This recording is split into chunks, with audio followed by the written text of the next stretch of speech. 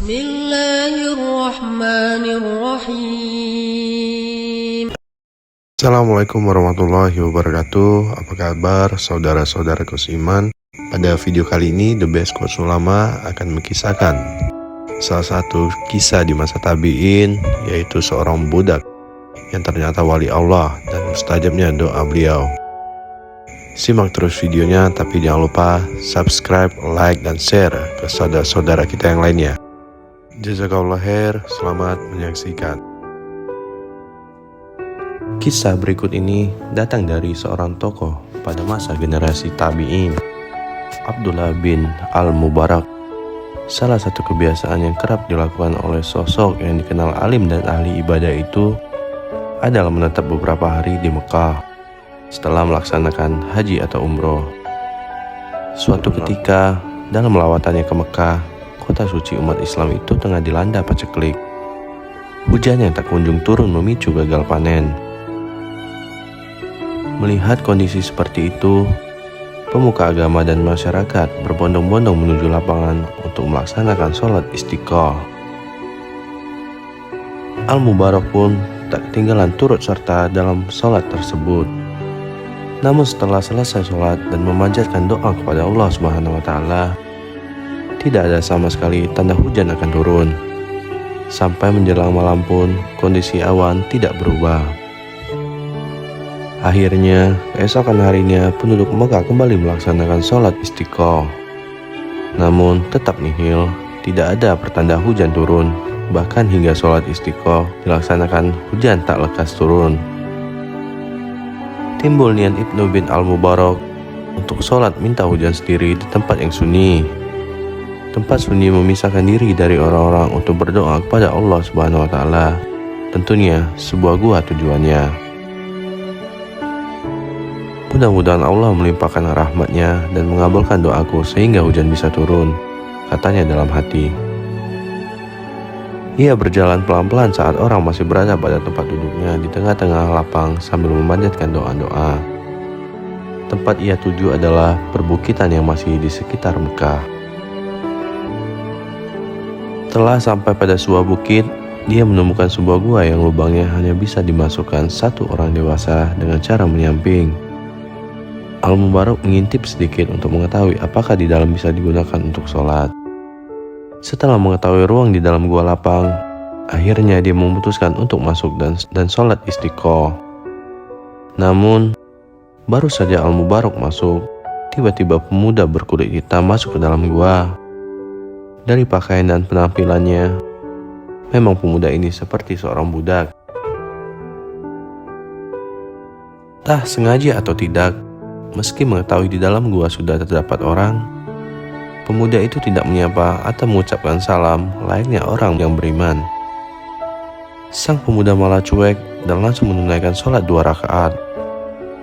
Setelah mengucapkan salam, ia meletakkan kepalanya di tanah dan berdoa, "Ya Allah, sesungguhnya mereka itu adalah hamba-hambamu. Mereka telah melaksanakan sholat istiqah selama 3 hari, tetapi engkau belum berkenan juga menurunkan hujan. Maka, demi keagungan dan kemuliaan-Mu, aku tidak akan mengangkat kepalaku hingga engkau menurunkan hujan kepada kami." Beberapa waktu lamanya ia dalam keadaan seperti itu. Tiba-tiba datang awan hitam bergulung-gulung.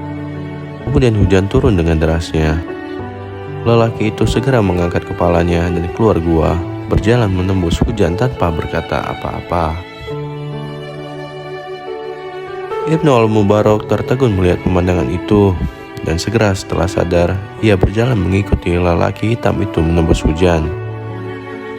Ia terus membututinya hingga memasuki perkampungan dan pemuda itu memasuki rumah yang cukup bagus. Ia duduk diam di depan rumah itu beberapa waktu lamanya, sampai seorang keluar. Ibnu Al-Mubarak berkata, "Rumah siapakah ini?" Lelaki itu berkata, "Rumah Tuan Fulan bin Fulan." "Bisakah saya membeli budak itu darinya?" kata Ibnu Al-Mubarak lagi. Lelaki itu berkata, "Bisakah saya membeli budak darinya?" kata Ibnu Al-Mubarak lagi. Lelaki itu berkata, "Bisa dan silakan masuk."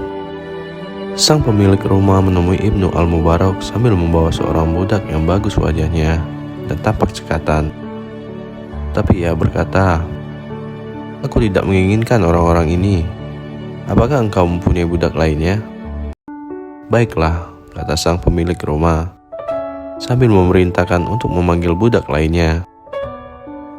1 atau 2 orang budak lagi ditunjukkan, tetapi Ibnu Al-Mubarak berkata, "Aku menginginkan yang lain.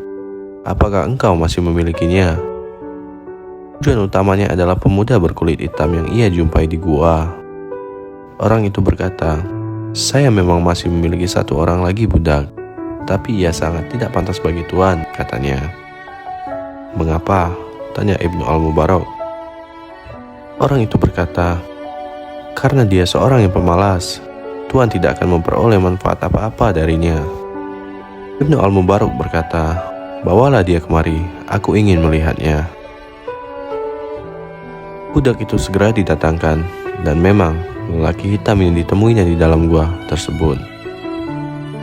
Tampak kegembiraan di matanya dan segera ia berkata, "Aku ridho dengan orang ini.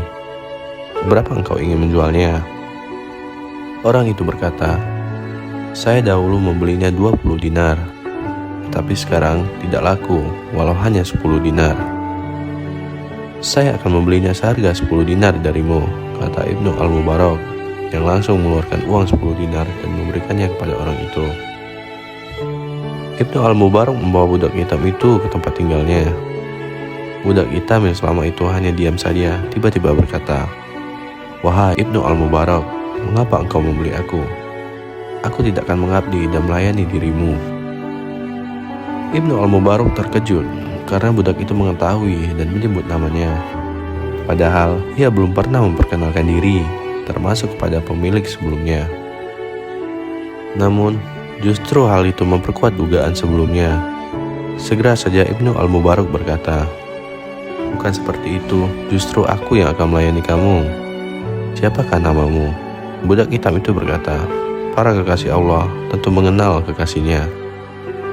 Ketika pemuda itu akan beranjak untuk berwudu, Ibnu Al-Mubarak segera mengambil air untuknya dan mempersiapkan sandal, serta menunjukkan kamar untuk dirinya. Di dalam kamar, lelaki hitam itu sholat 2 rakaat. Ibnu Al-Mubarak yang memang sengaja menguping mendengar dia berdoa setelah sholatnya, layaknya sedang bersair. "Wahai Tuhan pemilik rahasia, rahasia telah menjadi nyata. Saya tidak lagi menginginkan kehidupan ini. Rahasia hidupku diketahui," kata pemuda itu dalam doanya. Berselang beberapa lama, Ibnu Al-Mubarak tidak lagi mendengar suara atau gerakan apapun. Ia masuk ke dalam kamar dan mendapati sang pemuda telah meninggal. Ia segera mengurus jenazahnya dengan penuh rasa hormat hingga memakamkannya. Hanya sedikit orang yang membantu dan mengiringi jenazahnya. Namun, bagi Ibnu Al-Mubarak, kondisi tersebut justru dianggap sebuah penghormatan karena ia sendiri yang akhirnya banyak berperan dalam mengurus jenazah kekasih Allah tersebut. Malam harinya, Ibnu Al-Mubarak bermimpi bertemu dengan Rasulullah SAW. Sisi kanan beliau ada seorang tua yang wajahnya tampak bersinar, dan budak hitam itu berada di sisi kiri beliau. Nabi SAW bersabda dalam mimpinya itu, "Mudah-mudahan Allah membalas engkau dengan kebaikan yang berlimpah, karena apa yang telah engkau lakukan itu. Aku tidak melihat adanya bahaya dan kesulitan yang akan engkau hadapi, karena engkau telah berbuat kebaikan kepada kekasihku ini." Rasul menunjuk lelaki hitam tersebut, dan Ibnu Al-Mubarak berkata, "Ya Rasulullah, apakah ia itu kekasihmu?"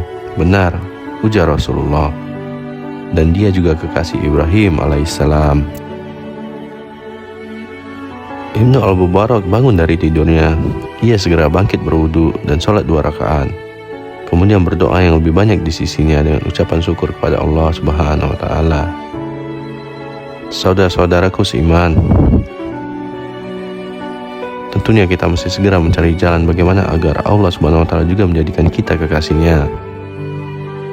Tentunya jalan terpenting dalam meraih kecintaan di sisi Allah adalah mengetahui secara jelas apa saja yang menjadi kecintaan dan keridoannya.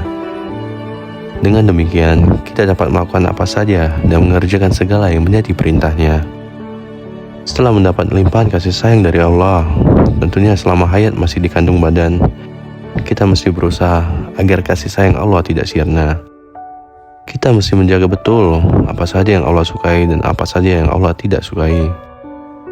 Seperti penegasan surah Al-Imran ayat 32, yang artinya, katakanlah jika kalian mencintai Allah, maka ikutilah aku, Muhammad SAW, maka Allah Subhanahu wa Ta'ala pasti akan mencintai kalian. Amin ya Rabbal Alamin. Assalamualaikum warahmatullahi wabarakatuh.